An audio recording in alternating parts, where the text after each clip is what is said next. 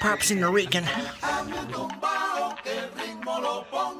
Pops and the Rican. Look at this. Pops and the Rican. The Pops and the Rican. What's the Pops and the Rican? Look at the top of his head. Look at his head. Pops and the Rican. Pops and Pops. Hey, Yeah, that's how we roll. It's the Pops and the Rican show. And I believe I'm Pops, I'm the Rican. and he's the Rican. Yes. It seems like every episode you're confused. Well, Like this is, there's no way you can make a mistake here, bro. You're definitely Pops. well, There's no way you'll ever be the Rican. That's what I'm saying. but I've slept twice since we recorded the last one, and so I have to remind myself just in case. I get it, bro. I get it. Hey, the good news is I remembered that you are Rico the Rican. Oh, here it is. That's And- it. I and never that way- agreed to that name. Never.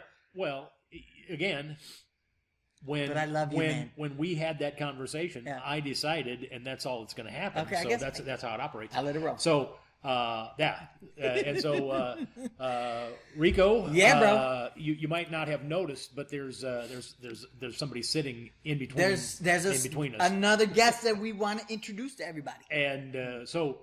On the last show, Yep. we had that Ray Hensley guy. Ray Hensley. Yeah. Good show. And, Great show, and that yeah. that was court ordered that he came. That's how we got him. We got him in. And tonight our special guest is here because he took a wrong turn and stopped and asked for directions. Just so happened and I'm to like, be like, hey, can Can I do the show?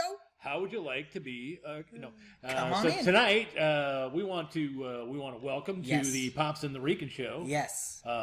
Doug Arnold. Doug Arnold. Thank you. Doug is, for those of you who have not met Doug or you've missed his Comedy Central specials Yes. and all of his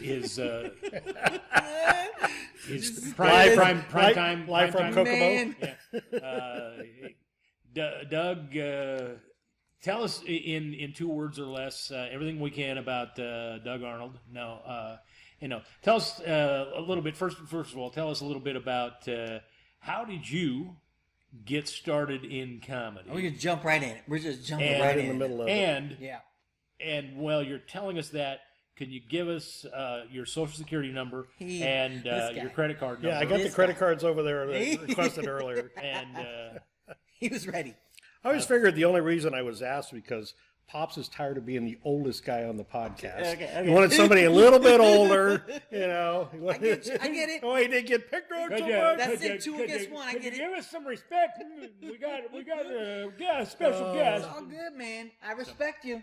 I'm almost there, too. I got my gray hairs. Yeah, I'm almost there. Gray hairs. Yeah. He's got 2. 2 of them. Both. Look, I got both these gray hairs. I'm just sprouting gray hairs I got all some over. gray. I got a gray my hair's head. gray, man. My hair's look. I mean, Gray matter? look at that, man. You're getting there. That's love right there, man. I'm right there with you guys. Looking Yeah. good. Okay. Yeah. We'll roll with that. Okay. So it's the Pops and the really old Rican show. You shout out youth. Anyway, no. Yeah, tell us We- a little bit about yourself, man. I will let you. I will let everybody know that it's not been that long ago that I actually met Doug and found out, hey, this guy's been doing comedy for quite a while. Okay. He's centuries, the way it sounds, because look at him. I mean, look, he's as Look how old is he? as old Yes. as he is. He's got to have been doing it, as long as there's been jokes, I guess. Yeah. And, Right. Since So- there was cave walls that write a joke. Right. Well, actually, I'm new to comedy, which is Phone boots. Yeah. surprises a lot of people. I took it up after I retired. well, So and you retired from. Chrysler. Oh wow. So you nice.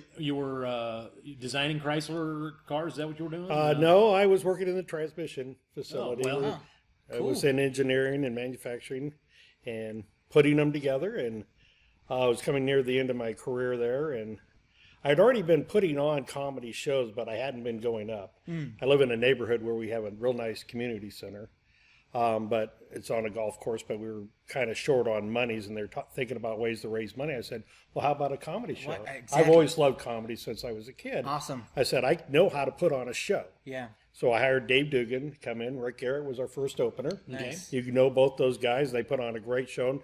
Been a huge success, and Dave's been a good friend. Every time I say I'm going to do a show, he sends me somebody. We've had Bob Zaney. We've had Mark Klein, Jeff Jenna. Really solid comedians. Guys have been out there 30 years plus. And the one thing I noticed, I said, these guys are all my age. Which was cool. And I thought, I got to do something when I leave work to keep my mind occupied, something outside my comfort zone. And this was definitely outside my comfort zone. I wasn't one to stand up and do public speaking or do comedy or anything like that. That's a big deal. But if the three of us are sitting around, I could, like you guys, I could joke all day long with my friends, and I always was a smart ass in meetings. So, I thought, so I tried it out, and I've got the bug like a lot of guys. It's been a year and a half now, and I'm really enjoying it. So. Get Out, just a year and a half? Well, it's got to be almost 2 years here in March. I'm going to be honest with you, man. I've seen your act, and I'm like, okay, this guy's got some chops. I would have never guessed a year. Thank you. So but I'm doing great. I've been on this earth a lot longer than a lot of these young kids, so I can't draw on that a little bit, Okay. So I guess it is, But I really enjoy it, and I do study it. I watch comedians. I read a lot about it. I got online a lot. I took classes on how to write jokes. A lot of guys might not do that because they say, but I really didn't even know how to structure a joke. See, I'm right there with you. Yeah. Like the previous show I was talking with Ray. And the way I grew up with comedy was the same way where, there was just this extra part of every time I was like either with family or friends, I stood out a little bit more than the others, not just because I was ugly, but just the fact that I pretty much had the chops to make them laugh. And when I would and I was ugly. So the combination was great. So it complemented each other. I get it. But when I was with them, there was something about when I would like come up with characters or say a funny joke or callbacks. I didn't know anything about callbacks or punchlines or tags. Exactly. And so I was just doing them. Yeah. And it was like, and then every time I'm with my boys, they would always say stuff like, dude, you need to do like stand-up. You're a comedian. And I never would think, I'm not a comedian. I'm just funny. I wouldn't even think about going up on stage. But then, like I was telling Ray that the way I grew up and I found out about funny was, number one, my family. And then two, the fact that, I found out about comedy or the way it was through watching my dad preach. And he would say these jokes while he was preaching, and it was like, oh, and just to see the crowd just go crazy, that was my moment where I was like, I like that element. I don't know what it is, but that's funny.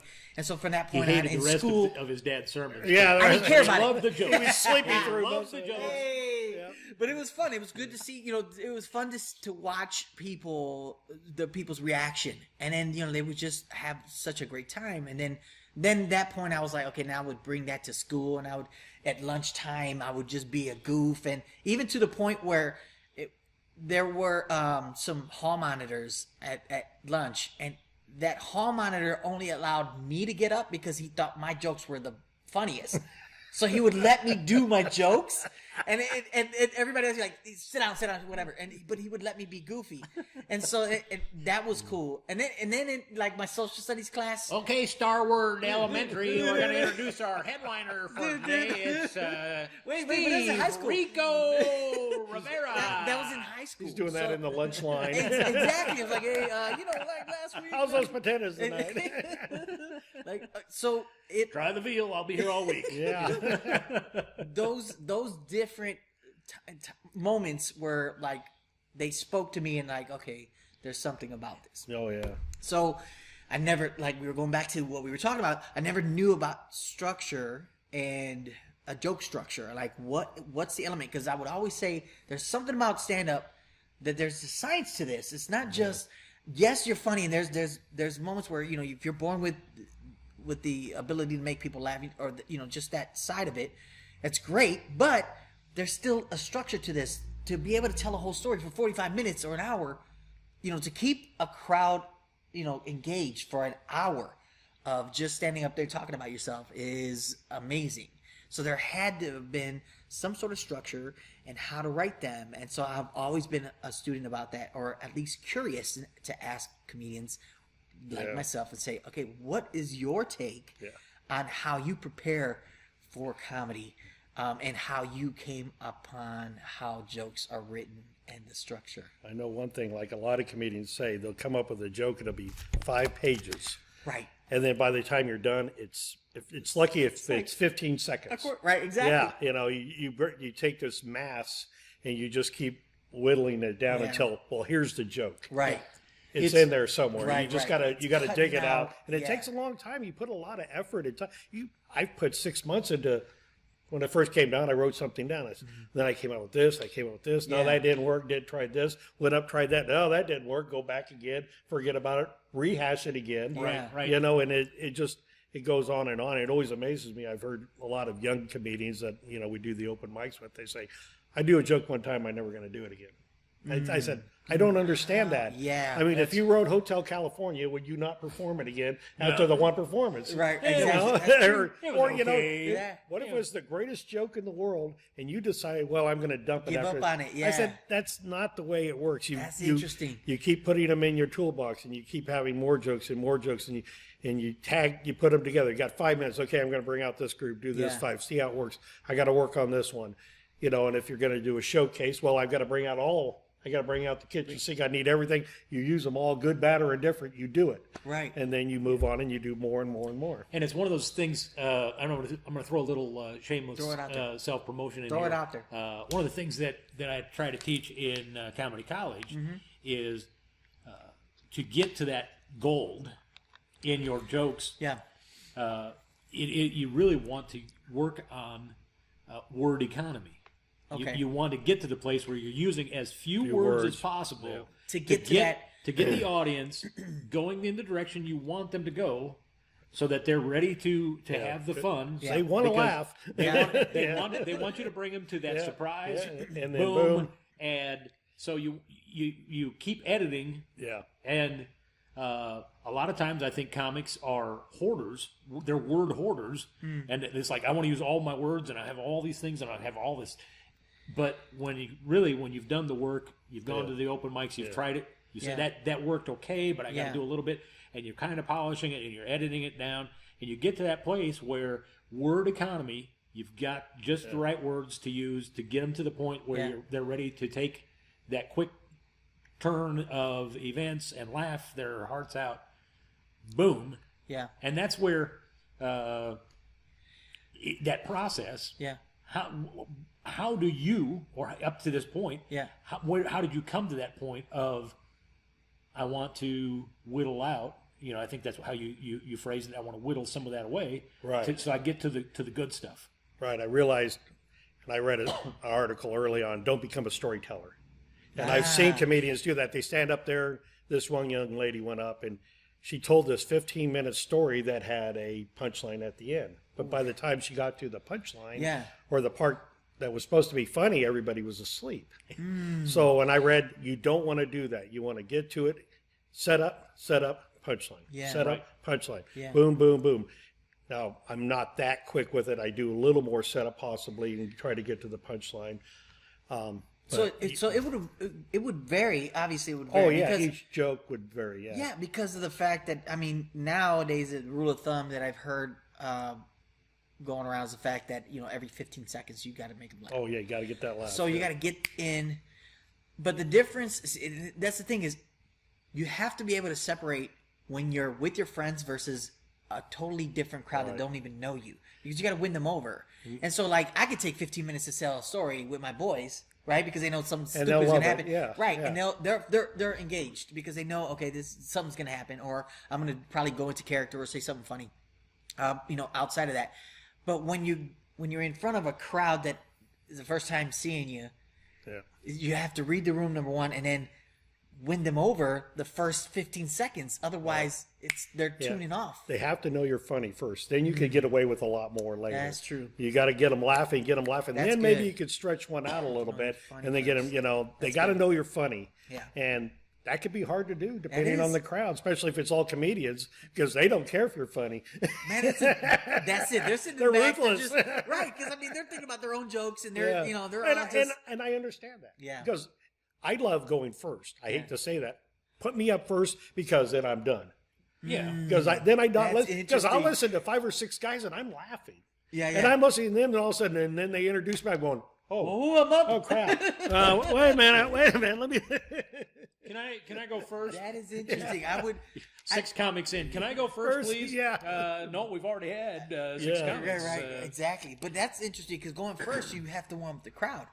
Getting them into the. But the and laugh that, train. when I first got it, that's what I wanted because I didn't want to hear these other guys. And then it wasn't that they weren't funny; it's just that I wouldn't. And I would see guys who were getting ready to go up, and they're off in a corner somewhere. They're Yeah, staring exactly. at Getting they ready. don't want to hear, they don't want to listen, they don't want to talk to anybody. Yeah, man. And we all handle it a little bit. I'm a lot more relaxed now, though. I'm a lot more confident. I know my material. I'm not one to sit there and say, well, I'm going to go up and do a fresh 5 every week or something. I don't. I'm going to take what I got. I got my structure of 20 minutes worth of stuff, and I'll bang it out in different ways. I'll do different bits of each joke. I'll take tags off. I'll add a tag. I'll use one. I like to do new intros, like if start a new start. When I walk into the crowd, I'm going to have a new setup. Hey. New Year's. Okay, great. That's a good one. Hey, 2018 was a great year. Right. Boom, boom, boom, joke, joke, joke, joke. And then go into the regular material. And So when you.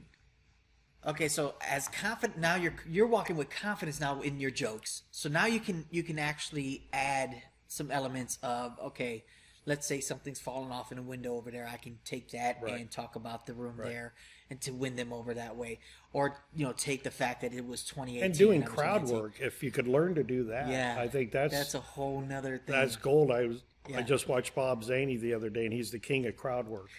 And I was sitting there watching him going. He walked into this room and he did an hour of just stuff that's in the room. Come on. Yeah. It did even, That is and awesome. and I heard a few lines that came out that were common lines that he's done in the past, and I've heard these jokes. But he's just hitting on everything. But this room was ripe with everything. It was, it's set up. He was ready to rip this crowd apart, and a fight broke out in the middle of his set. So that's awesome. So he was in heaven. Where was this at? This was in Muncie. Oh wow! Okay. At a very redneck bar. So it was a last minute booking for him, and and I got the honor of opening for him. He got a hold of me. Bob and I are friends, and so he asked me to come open for him. I was like a deer in the headlamps. I was just like I was shocked. I had my wife there, and these people are just screaming and hollering. They were expecting a band. The band canceled. Bob was brought in at the last minute. So here's comedy and a non-comedy crowd, and this is a really drunk. Just red, All these people were so drunk, and I go up there, I'm trying to do it, and these people are going on. These women are finding out. These people are hollering over here. This is going on, and my eyes must have been this big. I look over at Bob going, I don't know what to do here. He's like, he's cracked. He's watching the room and he's just ready. He's just, let me up there, I couldn't wait to get down. I just couldn't wait to get ding, ding. Then it came over to go to your corner. Hey, everybody, it's Doug Arnold. It was more like a tag with him. I just kind of tag him in and send him in there, and he tore it up. He loved it, That's cool.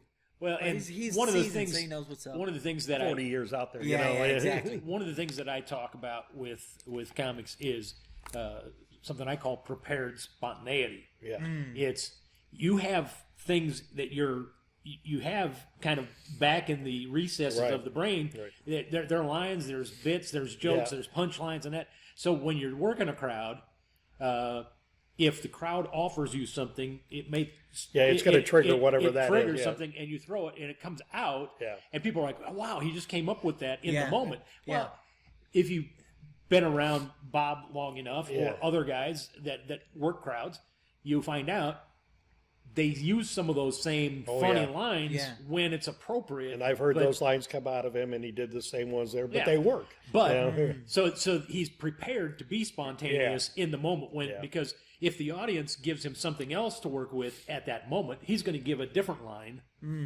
But it may be a line you've heard 30, 40 times, but it's still in that he's still allowing that moment to dictate when he's going which lines he's going to pop. And he also uses silence very well. Yeah. He could use silence. He could just kind of turn his head, make a smirk, and just kind of Go right at just it. stand the thing yeah. and just kind of go shake his head, and it's funny. Yeah. It's funny. It's a performance. You know, he knows how to do it. And as a rookie like myself, those are the things I would like to learn to be able to be more comfortable comfortable silence. with the. You know, to me, my show is right here. It's in my brain. It's me up here. I'm making sure I get every word right, which was ridiculous. You shouldn't do that. Yeah. You should have the premise. I think Ray touched on that. Have the premise and then just let it come out. Right. It'll flow in. As long as you worked on your material, it'll come out. You know, it'll sound good. Yeah. And you'll enjoy it. But to be able to just take your act here and bring all the laughter out there into them, that energy is, you know. The other one I could do is Jerry Goebel, another really good comedian here in Indiana. Jerry could just engage a crowd and just tear them up. Man. He's phenomenal at it. And I think we've kind of hit on this a little bit is you come to this point where you're comfortable not only being on stage. Right. Yeah. That takes Practice some time for people to get to that level of confidence Depends and on, comfort. But there is this confidence or comfort that comes from going, you know, I've told this joke and it's funny. And so I want to bring that funny and give it to this audience. Right. And in that process of trusting the material, that it's because I know it's funny. Yeah, you've done it enough times. I got to laugh every it's gonna time. work. But I have gone to audiences and did a joke that was good laugh, good laugh, good laugh. And I didn't read the audience. I did it and you could hear crickets. I'm going, okay, well, I just learned something. Yeah. I can't do that joke with this That's demographic. a specific crowd. This specific crowd. Yeah. And it works with the younger kids, doesn't work with an older group. And, Right. you know, so Just got to know your audience. Got to know the crowd. it's reading the audience. Yeah. And that's Yeah. what, you know, the pros can do. They can see who's here, what's there. Republican, Democrat. Yeah. You know, That's most guys another don't thing, do. They too. don't like to do. Most guys aren't doing any political stuff. That's anyway. the thing is they know that they escape on that because they're not at a place where confident enough to have an argument in case something comes up as far as like, oh, you know. I just feel like the younger you are too as well, it's tough to have to talk about politics because it's like you're still young. You don't know what you're talking about. So you have to fight against that and then, you know, make it where your point is. It's low hanging fruit with It like a is. Trump, you know. Yeah, I Trump had a especially, young yeah. comedian last night tell me, he said, I did a Trump joke and this guy wanted to fight me out back. After the show, he got so offended by it. And I'd heard the joke like- before. Yeah. And it was no not big really deal. a It big wasn't deal. even, you know, it wasn't Yeah. insult. It was just funny. Yeah. And he said this guy got so mad he wanted to take him out back and beat him up. And this guy's pretty big, so I think he could defend himself. But it's you got if you know the audience Yeah.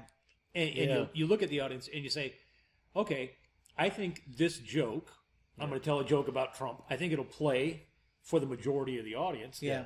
You have to ask yourself the question: is it good enough is it going to give this audience enough laughter from that joke that it's worth me possibly alienating half or more than half of the crowd by doing that? Or is it worth me telling this joke because it's going to get laughs and it's going to make people are going to have fun, and so I've done my job. I've brought the laughter and they're having a great time laughing. Yeah. Is it worth that if it means that guy's going to want to kick the crap out of me after I tell the joke? Right. And then also, you know, battling the fact that you got to win them back. You know, now you have to if you struggle, and if you lose them, now you have the option. Now you have to work at getting them back, and that's another. It's stressful too. I mean, that's when the heat starts kicking. You start sweating everywhere. You're like, I got to win these guys back with. Okay, what's the next joke? Oh crap! It's about about something else that's political. You mentioned Jerry Goebel. One of the things that he said not too long ago, because I can actually remember it. Wow. So it has to be recent. But he was talking to a group of comics at an open mic, and he said, when you're confident in your material and you know it's funny, then you're willing to take a punch in the face for it. Right. Okay, there's a difference. And it's like, okay, I know this is funny. Yeah. And so I'm going to throw it out there. And See what happens. if somebody gets their panties in a wad, I probably shouldn't say that because, you know, in this get PC offended. world we live in. Don't get offended. Oh, no, somebody's offended now. I'm going to get... So for those people that are offended by that, send an email to Doug Arnold. P.O. Box. So, no, but there are some things where there are people that are like, I don't know if I should say that because yes, it's funny, Yeah. but I might offend somebody. But the reality is when you've got a bit that is really funny and you're going to give laughter to this crowd, and it's worth the Give it a potential Yeah. of having somebody get really bent out of shape and want to fight you out back, or to call you out and say, I can't believe you said that. I don't know why you can't believe it. You heard it. Everybody else did. Hearing is believing, or seeing is believing. And it all depends on how you react to them, because if you just back down and just Okay. there's no fight. There's like a heckler. Yeah. If you have to address them, that's fine. If you get really nasty with them, you're just gonna, a lot of guys could just kind of blow them off and ignore them, or a group of people talking during the show. Yeah. I've seen some comedians just get furious with that. Because they're talking, because they're interrupting, they're talking, And I think that's rude. You come to pay money to go to a comedy show, be quiet. It's like going to the movies, the way I look at it. You can laugh all you want, but don't start turning your buddies, hey, remember that? Yeah, because that interrupts, the because timing, tempo I'm and trying all. to hear, and you're talking, But and if you're feeding off the audience, and because you want to engage them in a meaningful way, so that you can give them the right laughs and everything. If it throws you off, and the longer I say this because I've done it for a while. Yeah. The longer you do this, little things don't throw you off your game as much. Right. But there are times when it still happens. But it's okay. And you've got to be able to adjust and say, okay, I could be very confrontational, and I could go out here and thump him in the forehead and tell him to shut up. And, sit down, shut up, little kid. Exactly. Or you can find a way to get the audience to come along with you and ignore them. I kind of like to that's get a them to hard respond. process. If I say something, I like it when somebody hoots and hollers. If I say something in a certain way and they hoot and holler, and I like that. I like that because if it's pulling off a good energy. You do, right. You get that good energy going, and then you kind of got them. As long as they don't want to start a conversation with you in the middle of it. Well, and you have that sometimes. And there again, if you get the right drunk guy, I was going to say, you can play off of that. because they're going to say something stupid. So I you'd be did like, a show for a company. Again, most of what I do and have done for the last 20 years is corporate comedy. But I was doing a show for a company up in Wisconsin, and this guy, very inebriated, started to answer rhetorical questions that I don't do very many of those, but occasionally I throw them out, and he was like, "Oh, that's an invitation for me to be part of the show," and so he kind of got involved, and I did about 30 minutes of just blowing him out of the water, and everybody that worked with him in this company was eating it up, and they were like, "This is the best show we've ever had," because he slammed that guy. And my they're entire, like, we've been wanting to do that for so long. I may have done 5 minutes of my material that I was planning on doing when I got in there, and the rest of it was just me and the drunk guy, Just going at it. and I was just playing off of that and having fun with it. If you're comfortable enough to do that, Right. and you're confident You have enough to be to do it, confident, Yep. And that takes years. That takes years does. of work. and takes then that. the other thing I say is, if you're getting laughs, if the laughs are coming out of all of that, Yeah. good, as long as it's not at that guy's expense. Right. That's another thing, too, is to make sure. That's a fine line to. And now, again, the way I look at it after having done this for a while, as long as I'm not making him pay the bill, but he's insisting on paying the bill, then I'm going to let it happen. Yeah. If it's at his expense, but he's insisting on it, okay, that's on you, buddy, not on me. So We had that. We had a girl that every time you would do your setup, she'd ask you a question about it. Oh, man. Just right. What'd you do about it? And you go, well, what I did was, and she just kept doing that the whole show, and it was, and she just wanted to be part of the show, I think, but she was kind about it, yeah. but still, could have done you without just- it, you just didn't need it, Come on. We're gonna, Then it let got me do crazy my thing. because some wilder comedians got up, and then they were all just screaming the whole show back and forth. Yeah. But these guys knew how to handle her. Yeah. They loved it. They ate her up, so exactly. they didn't put her down. They didn't shut her up. But they brought her whatever into she the brought show. in, they fed right back Exactly. into her. That's why I say, Yeah. if he's willing to pay the bill, and he's insisting on it, then I'm gonna let it go. You Yeah. know. Right. But if it comes to the place where somebody's injecting themselves into the show, and they're going to pay a price that they're not intending to pay, then I try to diffuse that and get away from it, Yeah. and find something else to draw the audience's attention and get them to walk away and ignore the mosquito in the room. You know? Yeah. So I feel like I would right now. I'm just not there yet. Like I get thrown off. Like if somebody's just gonna go at me, I'm like, okay, I don't want any part of that. well, and that's part of your upbringing. You're like, oh, let's throw down. You know, come on, Man, my upbringing, Yeah. man, it was pretty rough. I know. He's going to Que Pasa, Man, SA. bro, what's up, bro? Let's take it to the Mac. Let's go, Come bro. on. Let's go, man. I was talking I got about a him. knife. I was talking about him. You know, living in Kenosha, Wisconsin. Oh, Kenosha. Man, that's a rough town. That's a rough town. Don't you know that was a rough town there? Hey, Oh, hey. we had a lot of Kenoshans come to Yeah. Kokomo Oh, wow. in the factories, you know. And man, those Kenoshans, you You didn't mess with them. See, that's what I'm Those saying. are some tough people. Eh? Well, Kenosha was like right there, you know, at the border of Illinois too. So you had it was like Oh. Wisconsin. You know what I Yeah. mean? Because it was like right there. Kenosha was right there. You just go over to Illinois quick. Of course, we call them the Kenoshans, like it was some type of It was alien kind of- creature, you know. Oh, he's a Kenoshan. Oh my gosh. It was Race. There was a nuclear Isaac. waste dump that happened in this little town and turned everybody into Kenoshans. And Nah, it's all good. so, Doug, let me ask you this: being newer in the world of comedy, we've talked a little bit about in other podcasts. We've talked about how do you remember your set? That's a good. How do you? So. Okay, are you paper and pen kind of guy, or have you moved over to digital? I started paper pen. Yeah. I took a class. I went digital. Yeah, Then I was staying digital for a long time. Then I started back paper and pen again. yeah. But I will still take the same joke and put it into my phone. I'll still put it into digital. Okay. If it's finalized, I said, okay, I'm pretty much done with this. I don't want to, outside of just telling maybe a little different. Yeah. I think I got this whittled down. I'll put it in there, headline it, then it's Set. right there, one note. I just use that one. I was gonna say, okay, what app do you It's use? OneNote. OneNote. Yeah, Okay. so I use that one. So I get a little It's- too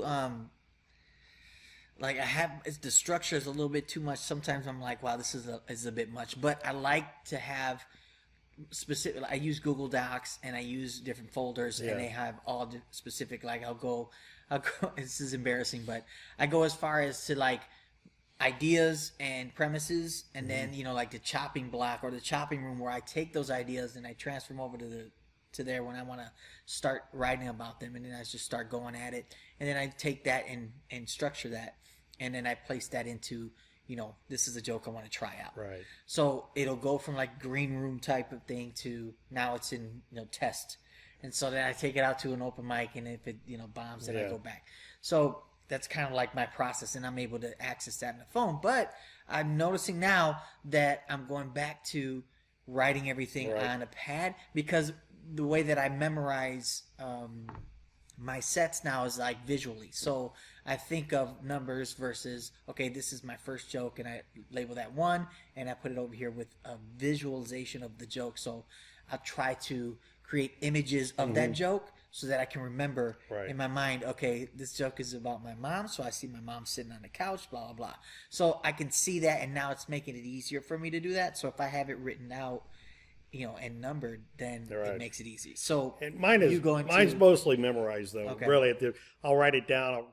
I'll put it on the computer. If it's a real big one, Yeah. I'll put it all out there. I say, okay, where do we start? Whittling chop down, it. whittling Yeah, down, yeah. and then I'll put it on paper a few times. Like you say, you go out and try it.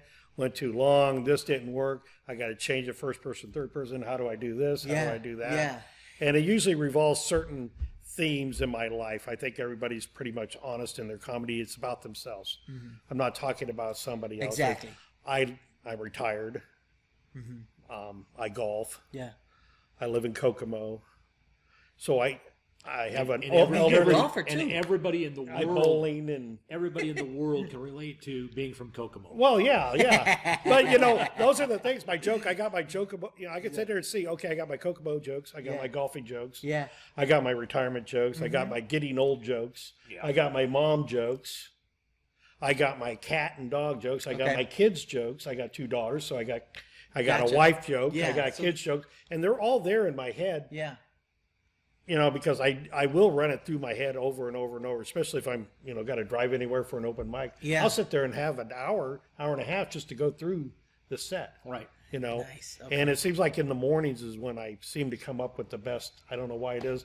I'm laying in bed, you know, I'm getting up at crack of They dawn, just pop- 9:30, 10 o'clock. Yeah. You know, and like all retired it is. people can do.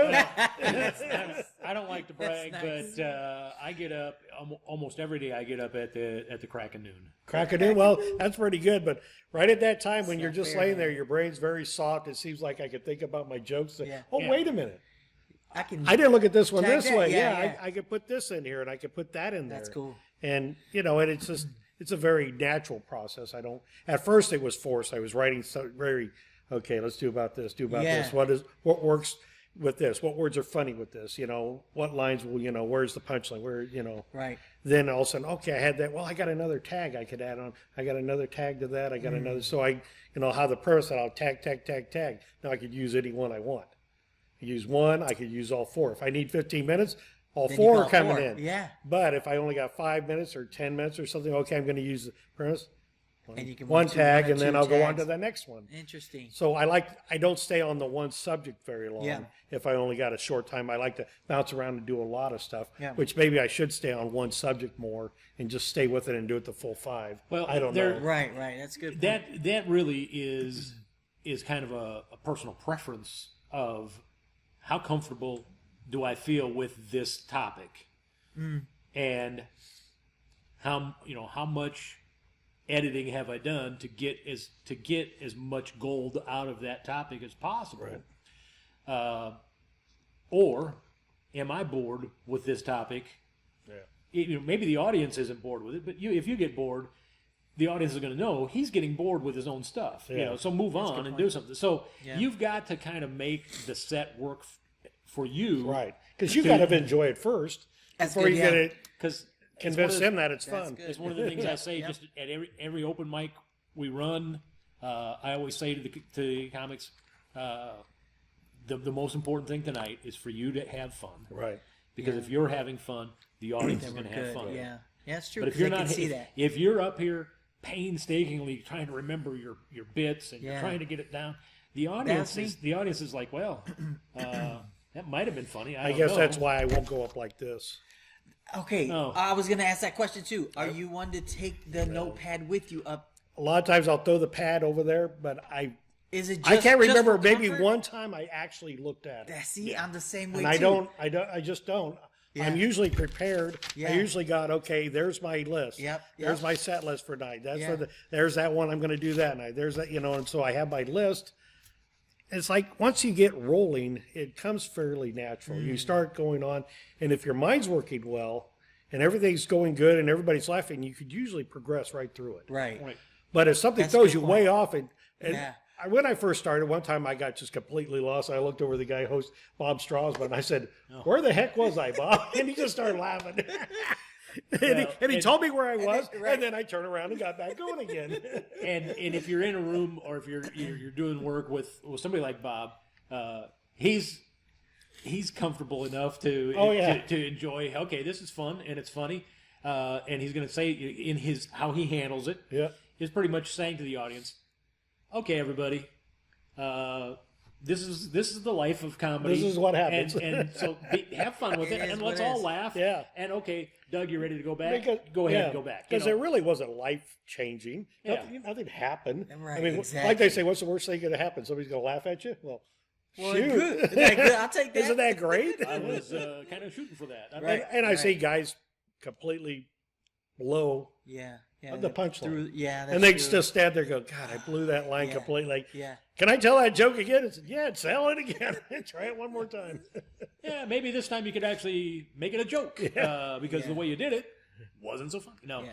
but yeah, it's the process of getting to the place where you're comfortable with how that sounds in your head, and then getting it out to give it to the audience in a way that's going to sound even funnier in their head. Yeah. That's the fun of writing, new bits and everybody's background's different too. Came up. I'm more like a Johnny Carson monologue guy. Okay. In my mind, That's good. because I used to watch that and just crack up. Yeah. Laughing. Okay. That type of stuff. And just the guy standing up there gets set and just start. Hit the boom, boom, boom, boom, boom, Yeah. boom. I like that. To me, that is comedy. Now, the younger kids, they have a different perspective on it, and they do a really good job with it. What they're doing, and I enjoy what they're doing, but I can't be a 21-year-old on stage. Right. I would look stupid. The guys said, well, you got to do more edgier, blah, blah. I said, it wouldn't be sincere.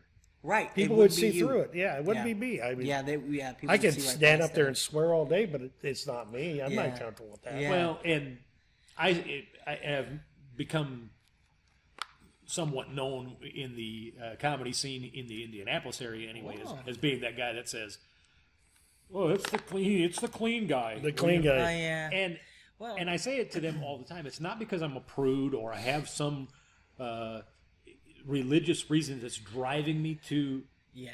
Now maybe there is some of my religious upbringing Sure. that my mom and dad's voices are right in the back of my head. Yeah. And I know that even though my mom and dad are in Georgia, they'll slap me in the back of the head from there if they think maybe I'm, oh, he said shit. Right. Come on, Mom. Right. Because my grandma used to say shit all Wow. the time. Wow. And so I'm like, how come I can't do it, but she could? But at the end of the day, I want people to understand that if they can work clean, they can work anywhere. Oh, yeah. Interesting. And it's easy for me to take a clean set and take it off the rails for an audience that's what they really That's want. what they want. Yeah. Yeah. And they're expecting that. But it's hard to go the other way. And then turn around and take the same exact set and do it clean again because I've written it, I've worked it, it's clean, and I know it's going to work every time. Right. And the funny thing is I've discovered when I've tried to adapt for the crowd's purposes and give them some of what they want, I don't find it as funny, and I don't think the audience finds it as funny. And I'm like, I've disappointed the audience because I did that. And so I say it a lot, and I will probably say it to the day I die. Clean is green. Yeah. If you don't have to work clean unless you want to make money. If you want to make money, yeah. That's interesting. If you don't want to make any money, just go ahead and say whatever you want on stage, and I'm okay with that. But so I think there is a process of saying, yes, I want to do what the audience needs or what the audience wants, but sometimes what the audience wants is what they've learned from going to other places. Well, that's what I expect because that's how it's always been every other place. And when you really work on the writing aspect and it's clever and it's unexpected and you're going to get to the place where people are seeing something for the first time in a certain way, and you're not taking them into the depths of a sewer, then by all means, give them something fresh, give them something unexpected, and they're going to walk away with having the great time. So, and it really is true, but you got to be you. Yep. And you got to write and work from your core. And so when I say that, there are some of these younger comics that I think at their core, they have to drop the F-bomb and all of that because it's pretty much how they operate in their daily life. But what they're watching, though, is those 3-minute clips of, whoever the hot comedian is now saying that stuff and doing these things and say, well, that's what I got to be right there. Well, I didn't grow up with those guys. That wasn't what I thought was funny or I had to. But then again, though, I did get into guys, Steve Martin, Robin Williams, Bobcat, those guys, they went off. Yeah. But, and I did get into them at a later time, Cheech and Chong, Cheech and Chong were clean. They were just drug coasting. Yeah. Wait for that. When that came out in high school, that was the best album. Everybody had that album. Right. man. But see, I grew up. Dave's not here. Dave's not here. Dave's not here. I mean, I was listening to Richard Pryor. I mean, I got to a point where I was listening to Richard Pryor, and watching him and how he was just honest on stage, and him being open and honest like that, really opened the door for other comedians. Now, this is always going to be the topic of conversation, clean and blue, and for me, it's more of the creativity of your act and how well you write your bits and how they become strong, even though there are blue material versus clean. And I mean, you have to really take that vocabulary and really be smart with it, because there are a lot of comedians that I watch that are blue and that are hilarious, versus those who use the same vocabulary and they're just not as creative. And so it's like, okay, I get that too as well. I've never done corporate, so I've never been to that where, I could say clean is green, and you have that experience. But I also have never been in comedy clubs. So I've never done material that way either. Or, or any kind of jokes. And that I was always either given the opportunity to do shows for Christmas galas and things like that, until I wanted to do my own comedy show. Right? Now, I just didn't grow up in an environment where it was constant, blue, just cussing or anything like that. So I didn't feel the need to do so. I just felt like I can be funny. I didn't think, well, I got to cuss to be funny. I think that's what the young kids are up against today. They're seeing a lot of that. And because of the fact that it goes with the culture, it goes with the... It's on the internet all the time. It's instant. And instead of doing the work to really be funny, they say, I saw somebody else be funny by doing this, so I'm going to do that and hope that it's funny. And I don't think they understand how much work went into what the guy did. Yeah, but also the comics that are doing that have created now this culture of using those specific words and that vocabulary in their bits, to where it's becoming more popular to do that. So I don't know how to explain that. Like, I don't know if that made any sense, but I think it is. If they would if comics today would understand the work that went into Richard Pryor, in his act, and when it got to the place where he was like, okay, I've got what is hilarious that I'm going to bring to the audience, and I'm going to do it in my voice. Yeah. And this is Richard Pryor. So I'm going to drop whatever language is real and true to the core of who he is. And people go, that was funny. So everything must be funny. So that is the standard. It's not the work that he put into the cleverness of the writing. They think it's just a couple of words that make it funny. And so they're taking the cheap way to try to be funny instead of the hard work to write and really search for the right order of the words and how he put it together. And so that when it came down, he knew, okay, I'm telling something that the audience is going to get laughs. Dude, and so because of that, the audience is going to be accepting and forgiving of me being me in the way that I talk. And so he earned the right to drop it out. All the comics that are up there now earned the right to be able to have these very race, just everything about what they say. Like, everything is really racy. It's like it's super in your face. It'll cut you. It's like it's so bold but they have so many years of creating that and building it up to that point where now it's like, like Bill Burr, and I mean they're just like, they don't care who gets offended. But if you listen to Richard Pryor stuff in the past, today it would be banned. He would never be able to. It would be ridiculous. Eddie Murphy and oh my gosh, Eddie took Pryor and just went another step farther. Right, and Bernie Mac too. I'm like, what? Recently listened to his set, and I'm like, holy cow, this guy is going in, and it would have never been. I mean, it would have been on Twitter. It would have been immediate. And so it's just being real. These guys, I hear what you're saying as far as like honing it and writing it and getting to a point where people can hear my voice. But I honestly think it's just them being just themselves, and they created this standard of being completely honest to where now I'm just gonna just come out and be like, whether you like it or not, I'm just gonna say it in your face.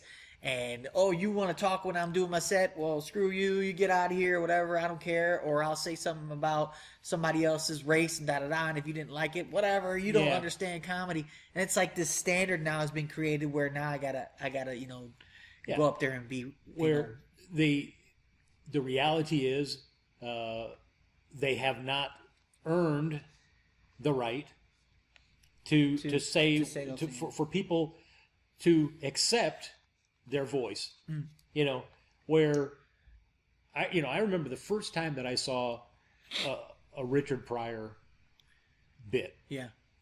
I had grown, again, I grew up, my family it was very, very conservative. If you go to the ultra far right of conservatism, that's where you're and then like 6 miles past that is where my family was, Okay. And so I remember watching Richard Pryor going, "Oh, that's hilarious! That's hilarious!" But I don't know if I should laugh because that's a lot of stuff that should be said. I'm sure my mom and dad and my grandma would really be disappointed that I laughed at that, But it was he had done the work that allowed him to be him, instead of what I see a lot of times is I'm going to try to be somebody else because I know it worked for them. Okay. And that's where I want to push back to younger comics and say, how about you spend some time really focusing in on what is funny and why is it funny? Yeah. And if you are intentionally using words because it adds to the funny, then go ahead. Because it truly is doing everything you can to bring the most laughter to give to your audience. But where I have a problem is when somebody shows up and their sole responsibility is to be funny and bring the laughter for the audience. That's their job.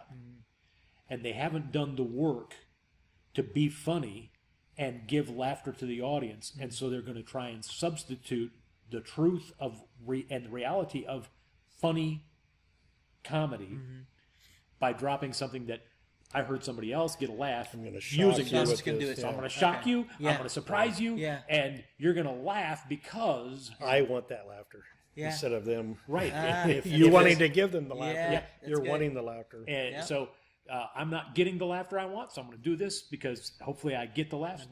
And so it really is it's off-putting for me when the reason somebody's using language is to salvage the lack of effort that they put into in preparation they put into it. If it's intentional, well, let's look at one of the best known bits to people that have looked at comedy: 7 things you can't say on TV.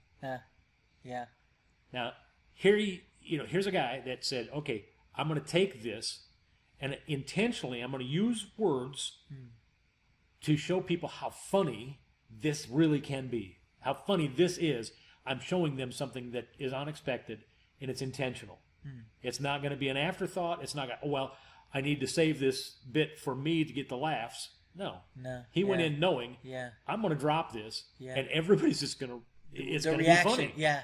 And so people for years would say, "Oh, hey, have you heard this? This is, And so it takes the intentionality of I want to be funny. Right. I'm going to write to be funny. I'm going to make sure that I'm writing clever. I'm writing right. And then if the language enhances that and makes it even funnier, then take the language where it needs to go to give the audience the biggest laugh, the best laugh you can give them. Right. But don't cheapen out and say, I hope this gives you some laughter because I need to get some laughter for me. Right. Then you're still doing. Well, they usually walk out disappointed anyway. You'll see guys, and we've all walked out. Like, that just didn't work, or I had a bad night, or whatever. So it's we always remember our great nights, but I'm able to black out the really bad Yeah, I nights. was going to ask that I've question. had them. That's another question we want to ask too. Is like, when was like, do you remember your first time you ever bombed so bad? Oh yeah, yeah. I mean, everybody's had. Oh their yeah, moments you know, where it's you just walk, like, you walk my out there, soul is your eyes are leaving this big. It's like, what am I even doing this for? You go home, question everything you did. me. Your existence and everything. But what's stronger in my mind was the first time I felt like I really connected. It was like an outer body. yeah, Felt the energy, and it Yeah. just I didn't even think about I just did it. yeah. And it was just so natural. And I came off. It was like, oh, it's I did 10 minutes. It's over. Dude, I And know the people were feeling. just fun. People What were just happened? yeah. Yeah, Where exactly. did it go?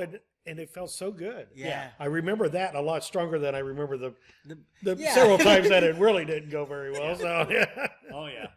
Right, bombing is an interesting. You thing. got to bomb. Everybody gonna bombs. happen. You're going to do it. Yeah. You just enjoy it and It sucks. say, well, I learned tonight. yeah, You know? yeah, And- exactly. And Steve can attest to this. That I often say this to hey, you're going to have those nights where you're going to suck. So embrace the suck. Yeah. And learn Live from in it, that. and Yeah, just that has been- take it up, hug it close, and say, okay, I don't ever want to feel that again. Yeah, So a lot of I'm times it gonna can be do the just work I have the to do audience to just get- wasn't there. They Yeah, just that's they didn't true. even care like that night. In Muncie, nobody wanted to hear comedy. Yeah.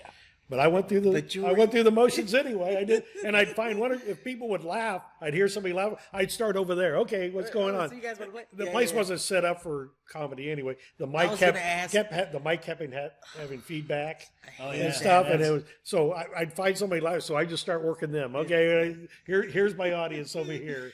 I remember we did a sketch comedy show it's literally called The Saloon. And it was like a dance floor, and you had everybody doing like two-stepping and all that. So I don't know. Probably any of during that. during your set, so, yeah. So they're doing before we set up, right? They had the band and everybody. They played their piece, and then we were next. The problem is it was a huge band. The band was so huge that they had to like take down their equipment, and then we had to come up and set up our sketches. And during that, the crowd was just getting restless, and so we went into our bits, but they had televisions everywhere, and Oh yeah, it was the football worst. games on, guys. And are- we're going through yeah. our bits, we're going through the sketches, and we're all like performing to ourselves. That's what it Yeah. was. Yeah. And it's like we had to go through it. But there was like one or two people that came up. They were like, "Your sketches were hilarious." And Yeah, I was that's like, all well, you needed was one guy to come by and say he liked it. Hey, I did all right. Right, exactly. Yeah. So we did kind my of like job. did it right, exactly. So But we I- walked off like that. You but it know, was like the everybody, I've worst. driven a long ways to go do an open mic and in 5 minutes and said, I could have stayed home. Yeah. Yeah, exactly. And did it in front of the dog and cat. And in The front of dog the would have mirror. liked it. The cat wouldn't have cared. So, heck with it. And the dog be like, hey, next time you go out, you should do that. That's Do a that pretty bit. good That was a That's good a bit, good man. That was Good bit. hilarious. Good Especially when you were talking about the cat licking itself. That Yeah. was hilarious. Yeah, Do that one again. that cat does that all the Do time. that. Insane. You gotta see him in that Another litter box. feeling. It's disgusting. Right, exactly. Yeah. Yeah. So let me ask you this then: with you're fairly new to the game. Yeah. Where do you see yourself going with it then? That's a good question because of my age. I'm Well, 63. Yeah. I'm, okay. I got you, man. I'm with Well, you. I will tell you Well- this: people from time to time will say, when you going to retire? Never. Yeah. I'll be good. Yeah. I'll be in a hospice care someplace.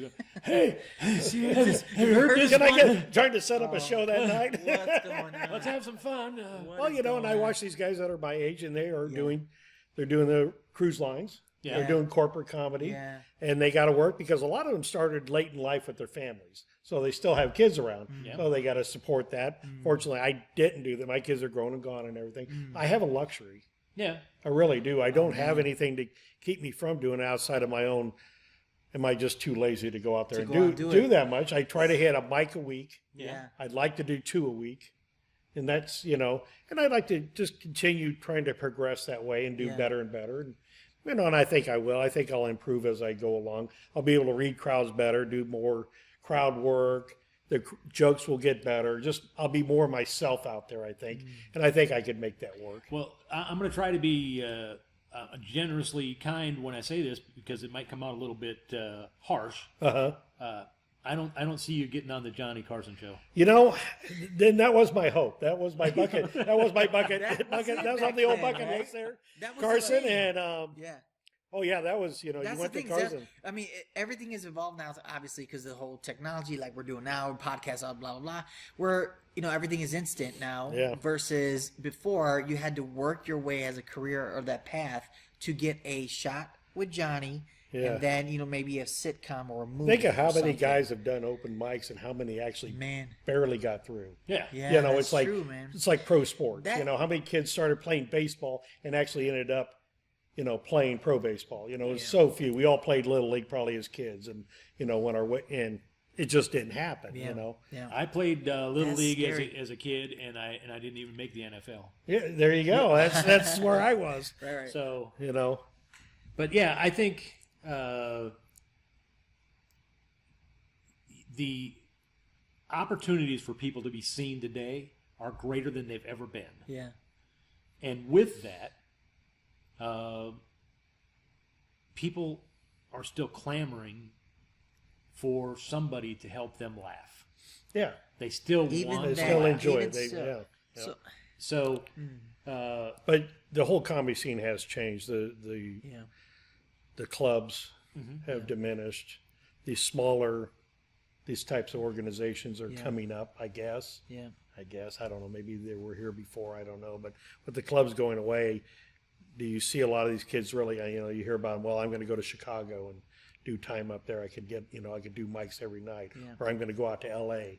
and try to get my shot out there. And that's once again, that's like, here, let's go buy that lottery ticket and see how it works out. You Well, hope they do, but I will say, like my son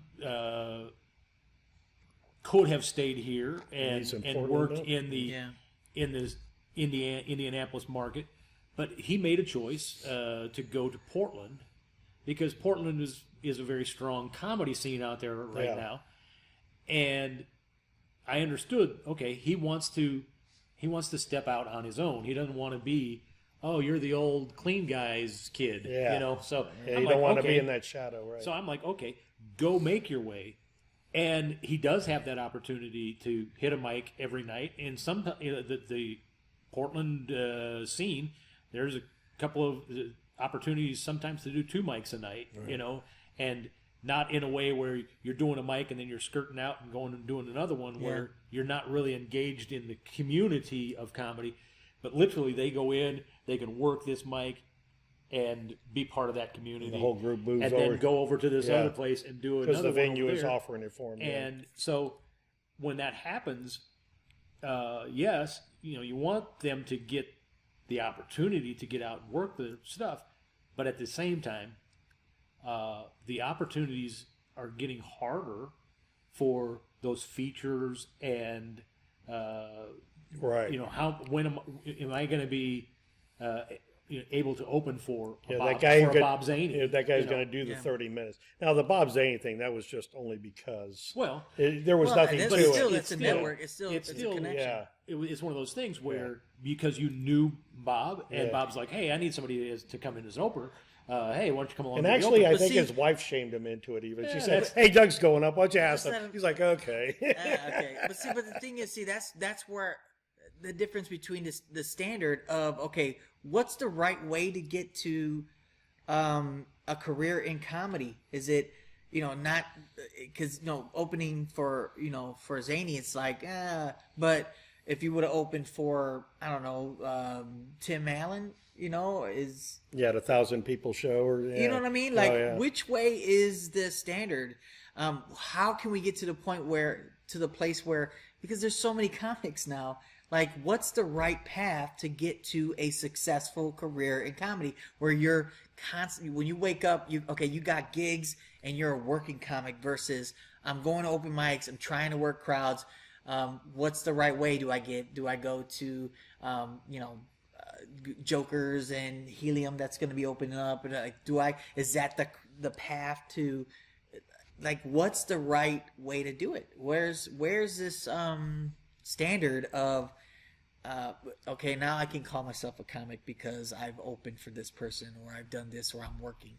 and how do you get to that place? I don't know if anybody has gotten like a solid way of doing it. It's either luck, or you got funny enough to where now it's luck, and people saw you that one. Oh, now you plug them in. I explained this really well in my next upcoming book, and you can pre-order For that. 1995. This guy is not writing books. Yeah, you don't want a book that I've written if I actually ever did write a book. This is. I'm sure it's a question that I don't think is ever going to be really answered. Yeah, It's just and that's the thing. If you talk to any of the comics that we look at and say, well, if there's somebody who hit the pinnacle, you go talk to a David Letterman, sure. and say, what's the right way to get where To you where you- have yeah, been, and David Letterman would probably go, don't suck. Yeah. Okay, right. See, that's what I'm I don't saying. know, It's like but it's nobody. Right. It's like, okay, what's the difference between you opening up for Zany versus doing a show in the Improv, headlining at the Improv in Chicago, yeah. right? Or opening for somebody that's up there. What's the difference? Well, and that's Because of the fact that it was at a bar in Muncie, or like where's that standard? You know what I mean? That's that not has fair. a lot Where to do with it. exactly because Because it's if like he's doing a show at a casino, yeah, I'm not his opener. right, I exactly. guarantee you that. Yeah, He's right. going to have somebody. Well, that's that because really, he knows you're over there at the slots. Yeah, I'm spending all my money. So Doug's supposed to be up there doing, but he's playing the penny slots. He's going to have a pros pro up there. Another guy he knows is solid to come up there that can do a very solid set. Yeah. Obviously not better than him, but do a very solid set. You know? But I think honestly, it comes down to is the path you're on? Yeah. Is it good for you? Are you feeling fulfilled in what you're supposed to be doing as a comic? Yeah.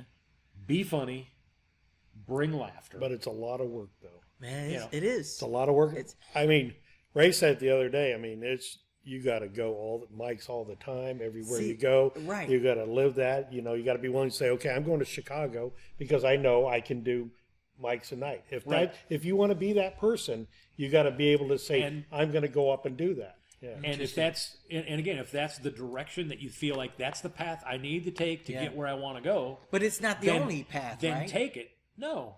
See, that's what I'm because- saying. It's like it's not the only path, but yet there is a strong standard of I need to go to these clubs and perform at these clubs and do this time and travel here and put in all this time in order for me to get to that climb that ladder of comedy in order to be viewed. But then you got a comic who does corporate gigs, right? And so now his career is set because he's been doing corporate gigs, but he's not known. Yeah. So where's And what's I think it depends on what your end goal is. Yeah. That's it. So Do it's you want like to pay it's the either- bills, or do you want to? or do you want to just be Yeah. a name beyond with Seinfeld and all of them? I mean, And that's the thing is, if my end goal was I want to be on the David Letterman show, or because I didn't get started early enough to be in the Johnny Carson. I watched Johnny Carson, but yeah, it was already Leno and Letterman. So I was like, okay, I think it'd be real cool to be on Letterman or Leno. I think that'd be really awesome. yeah. But that wasn't the path that I decided that I ultimately had to take in order to feel like I did something in the world of comedy. But And so I think if you would, let me ask this: if you would have gotten to Letterman or to do a 5 minutes on Conan and Fallon or whatever, do you think that would have given you the more opportunities to do it because your name is actually on television and that is the standard?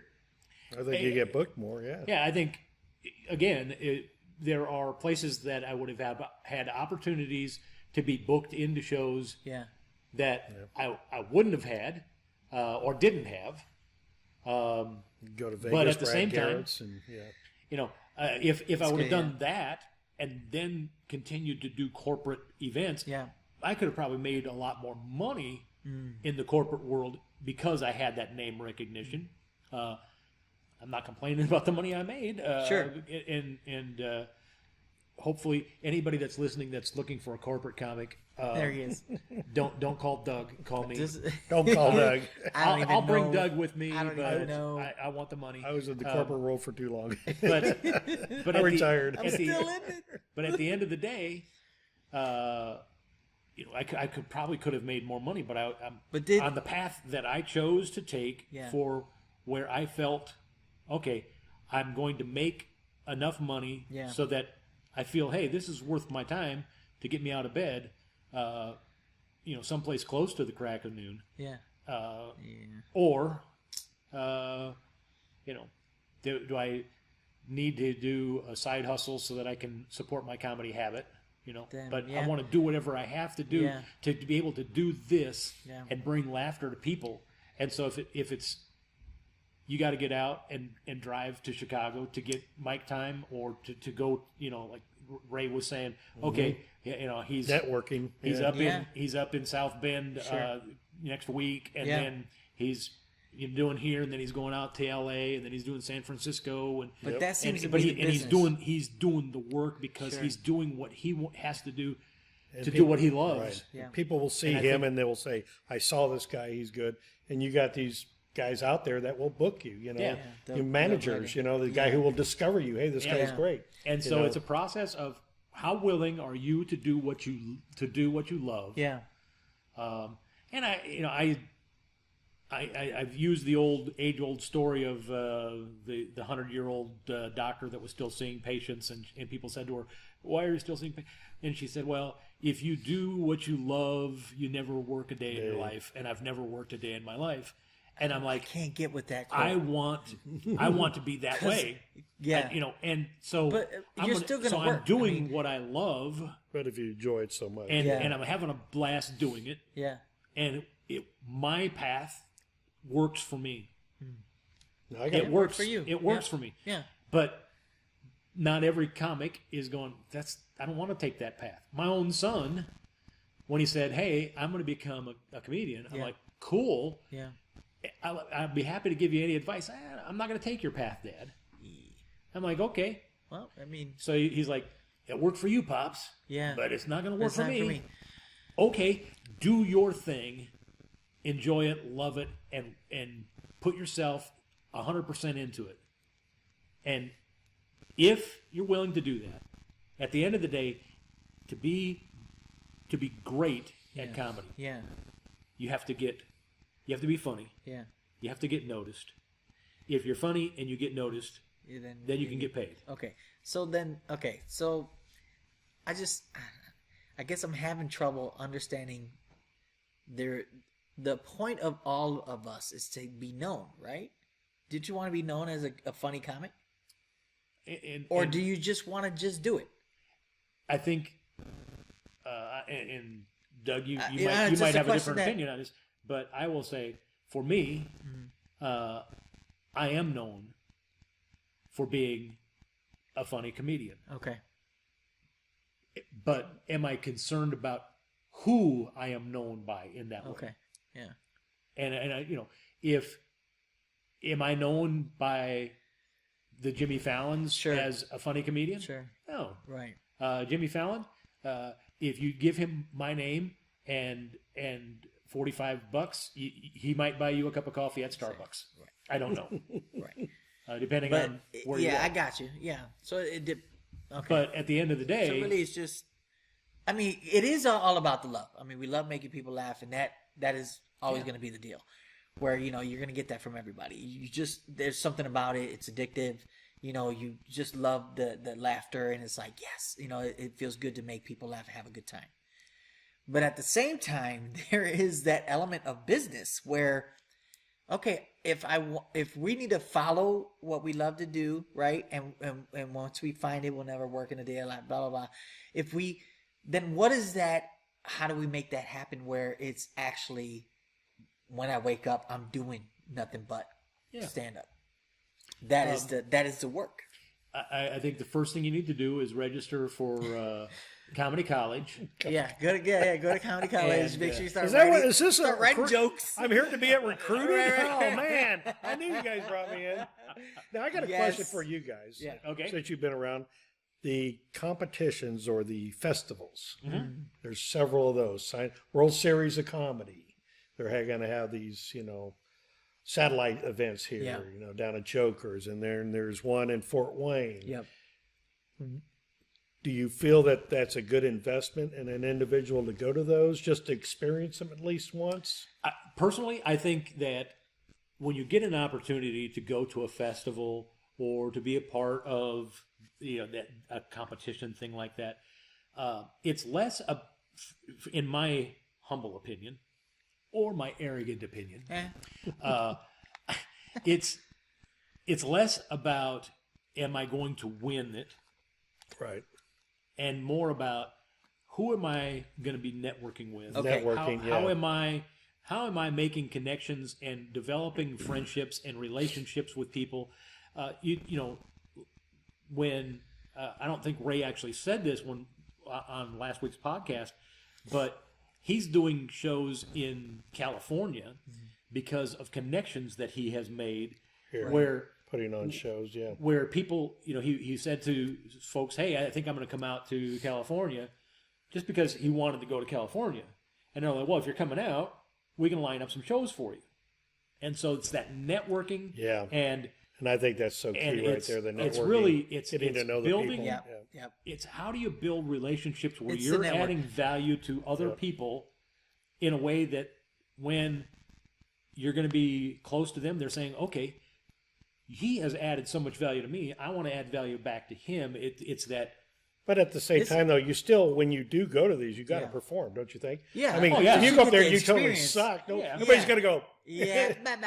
you're not, I don't got any room on Facebook for you, sorry. Exactly. You definitely got to bring it. You're going to bring your A game. Yeah, Right. you want to do your best. You're not going to get up there, and you've been to enough open mics where you're not going to be that guy that gets up and goes, oh, yeah, I probably should have wrote some stuff for this, Here, let me look. Where's my phone? Comedy. Now, that's what I've seen a lot of guys come out and say, oh, this guy's a headliner. This guy's real good. And I go, okay, great. And I go to the clubs to see him, and not necessarily, real big paid show, but the guy will do about 15 minutes, and the phone comes on, and he starts looking for jokes. So like, wait a minute. Yeah.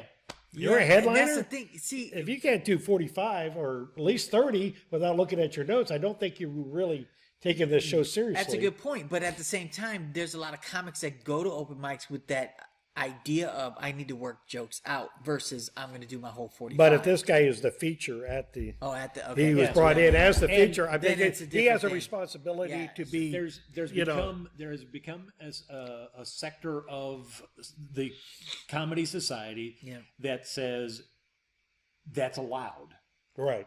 and I'm like, okay.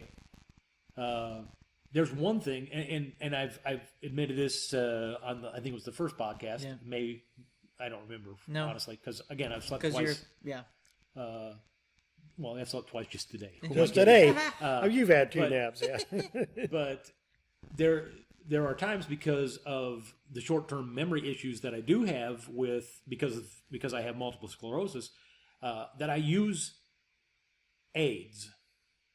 So I will take and put a set list and lay it on the floor. Mm-hmm. So all I have to do is look down and grab that.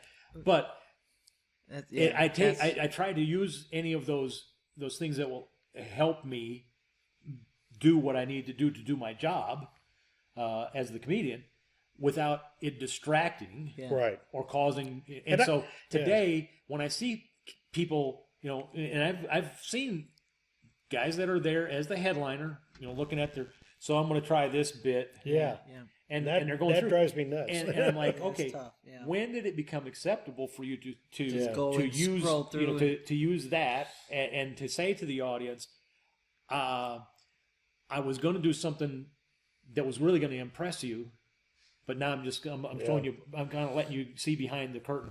Pay no attention to the man behind the curtain. I saw a guy do what you were talking about. He had a set list. Yeah. Basically just laid it on the floor. He goes along and it was just, it wasn't really crutches, just he could kind of look down and there was really no distraction. I thought, well, we need teleprompters is what we need. Yeah. I need running my jokes there. Next joke. And as long as I don't need it, fine. Yeah. Because let's face it, musicians, The problem with bands teleprompters, have them, the problem with teleprompters it may go too fast. Oh yeah. And I don't read all that fast. No. Okay, I can see even that. when I was at Well, my it best, would just be the bullet points, really. But so yeah, Okay, so- if there's a tool that you can use that's going to help you do a great job for the audience that isn't a distraction, it's not going to take away Sure. from being funny, Yeah. then use the tool. Yeah, and I can see I'm open. good with that. I got no problem open mics guys having their notes right there. Right. Sure. That's what it's there for. Yeah, exactly. And I had a guy sitting there going, "Okay, I'm going to try this one."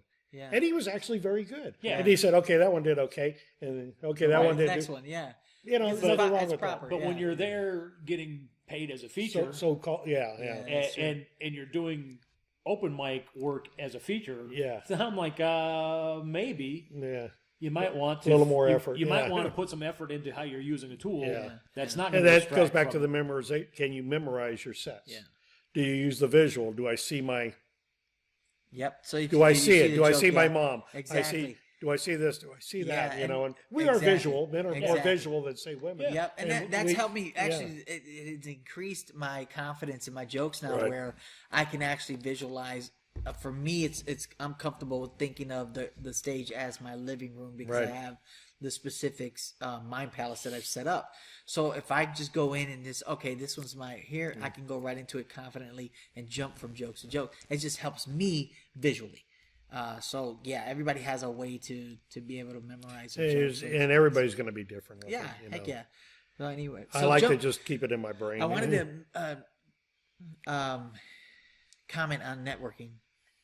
Now, I've never done festivals. I've never gone to festivals. I've never gone to. I've seen, Neither have I. I'm going to and do so it's- 2 this year. Yeah, so so like I'm signed up for 2 of them. So, So yeah, the World Series of Comedy. Yeah, is I got that one. Okay, yeah. and the one up in Fort Wayne, I'm going to say the name Mary Yes, I know. don't what Mamu. you're- Yeah, and I'm saying it wrong. again, I apologize. so- I'm like, okay, I've seen them Yeah. advertise it. I've not been yet.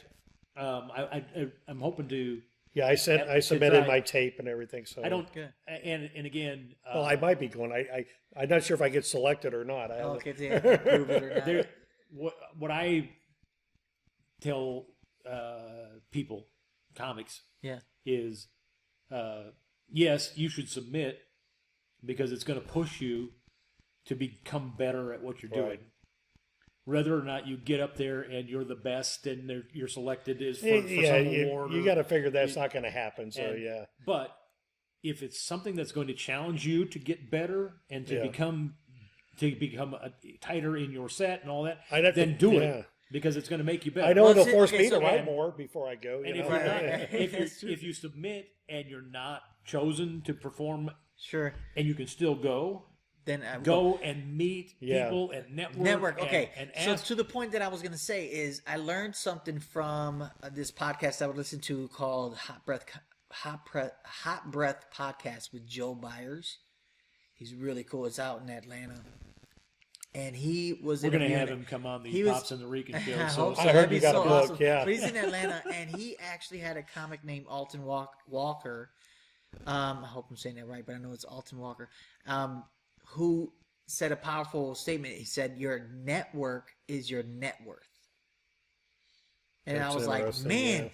that's good because it's true. You'll have times where you'll get like when you go there and you meet certain people, you'll connect with them, and for some reason you'll hit it off well, and you'll be able to say, okay, I'm gonna be out here, and they'll remember you, swap information, and then you're set.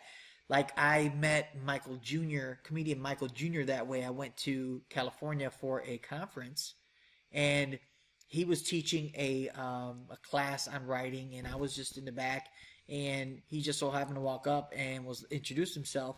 And at the time I was doing graphic design and all that stuff, and so he was looking for graphic design work, so it just so happened. And then from that point on, I ended up having to come down and do a show with us, and it was a really great connection. So that is true that networking is your net worth. You can really get shows that you wouldn't even imagine booking if you network. Yeah. So if anything, definitely go to network.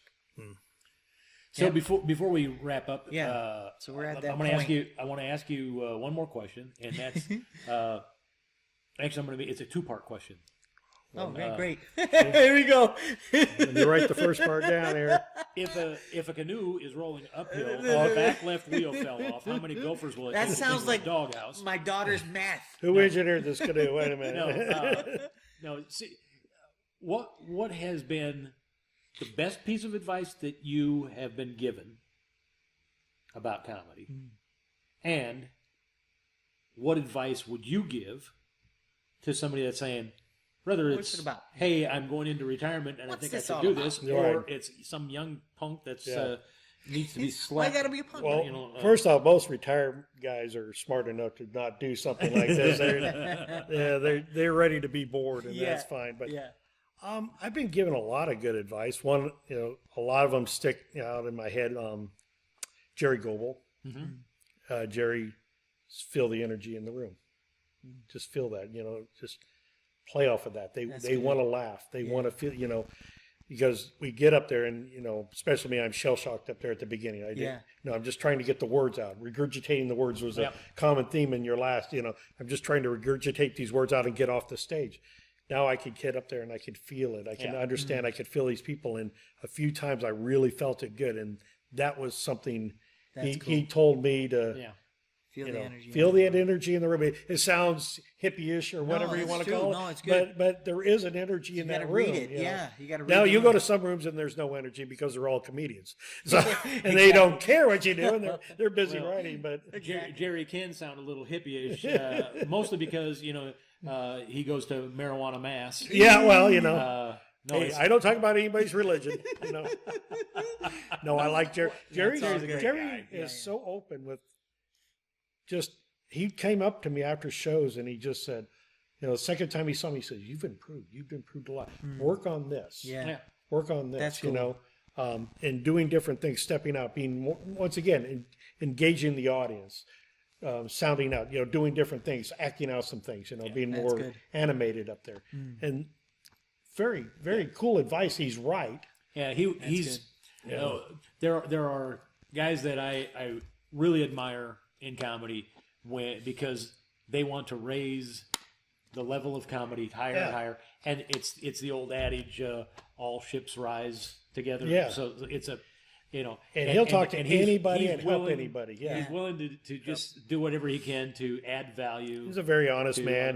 There's no lie in him. He's just telling you the way he sees it. So he's great he's someone good to have in your camp. That's awesome. So what was the other question? Oh, what would I tell someone? Were we talking to each other? I don't No, know. Yeah. I mean, you kind of gave us, because it was like what advice you gave or was given. Yeah, to what you. would you give somebody? What would I give somebody? It's just it's a lot of work. You got to put the time in. You can't just sit there and market yourself. You got to have an act. See a lot of guys saying, "Oh man, I got 10 minutes now. They need to book me," and it's like, no, you're not ready. You I see, actually got 2 minutes. and I don't want to be critical of anybody. Because I don't feel like I'm that great, but I see what you do. It's not there yet. You need to work harder. That's honest. And they go to one mic, maybe two mics, and that's it. You got to go to more mics. You got to go to different places. Right. You got to keep trying this stuff. You got to reword it, take it apart again, put it back together again. I've taken jokes and thrown them 3 different ways, and which one came out the best? Yeah. I like that one. But it has to feel good. It has to feel honest inside when I say it. That's good. It has to come out naturally. I tried to force jokes, and the words just wouldn't come out, and it was a disaster. So That's good.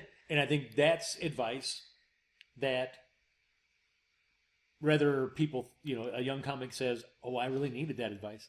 That's good advice that they will come back to and say, I needed that. It's helped me make some adjustments and you move forward. So, Doug, I want to thank you for taking some time to hang out with. Thank you. Yeah, we because appreciate it, man. I've never felt so young. There you go. I know. The support is awesome, man. We really appreciate An essay your here, time, he's man. feeling real good about it. I'm like, I still got some time. So I'm learning a lot. Like retire and then start doing comedy.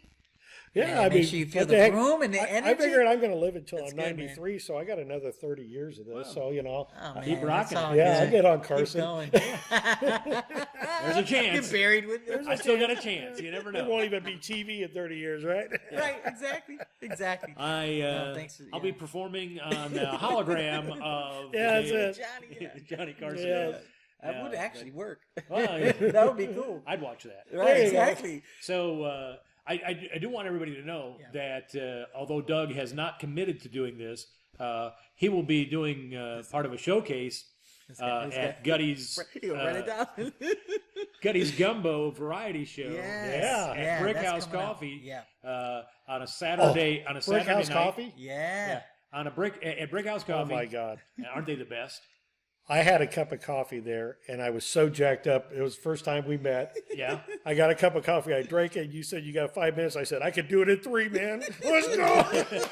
They have the best coffee. Yeah, Oh, man, man. it's- That wired me up. I was bouncing. Yeah, that's good But coffee. we're Rico and I are getting ready to start doing the Gutty's Gumbo variety shows at Brick House Coffee starting in February. Just a variety of music and so comedy. we're gonna have Doug be one of the spotlight showcase We'd be honored. comedies there. Thank Definitely you. be honored. And would like I be said, great. he doesn't know that he's committed to it. We'll talk but, about it. Yeah.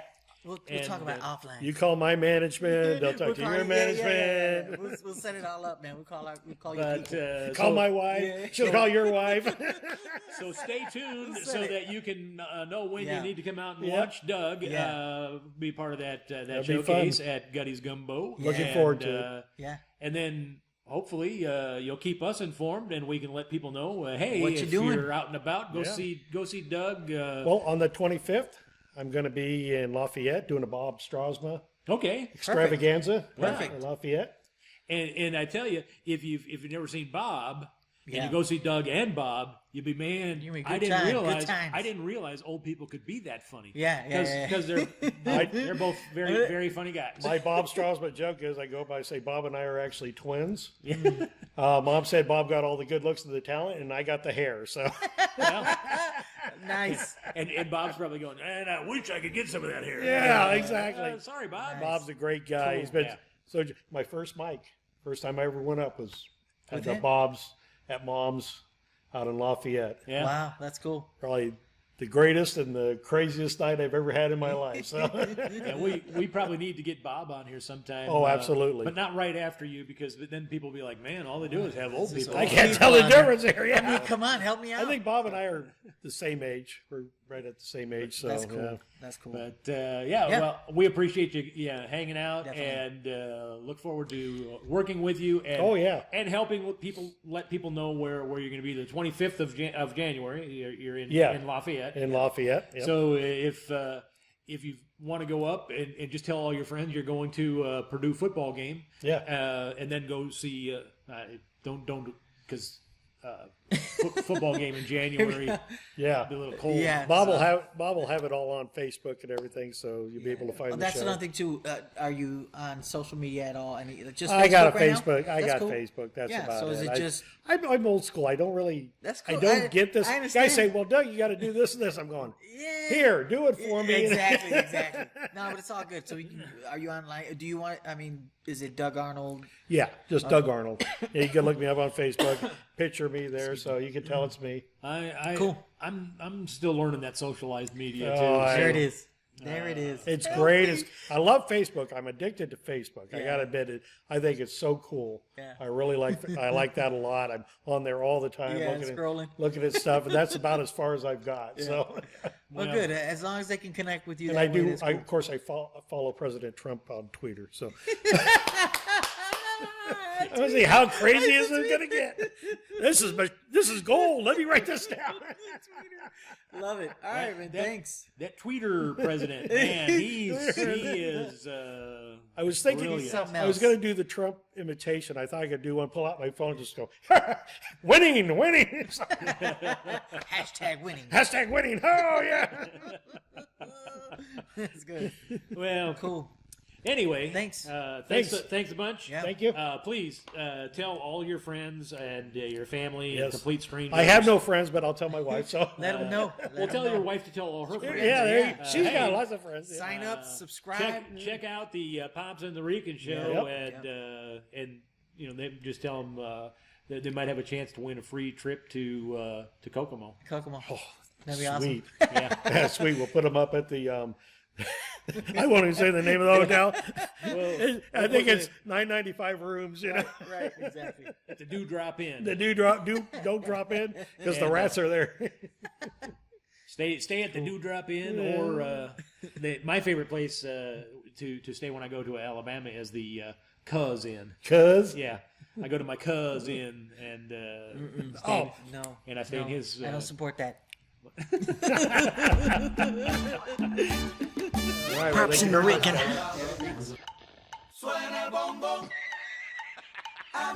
Pops and the Rican. Pops and the Pops and Pops. The Pops and the Rican. Look at this dude. What? The Pops and the Rican. Pops and the Rican.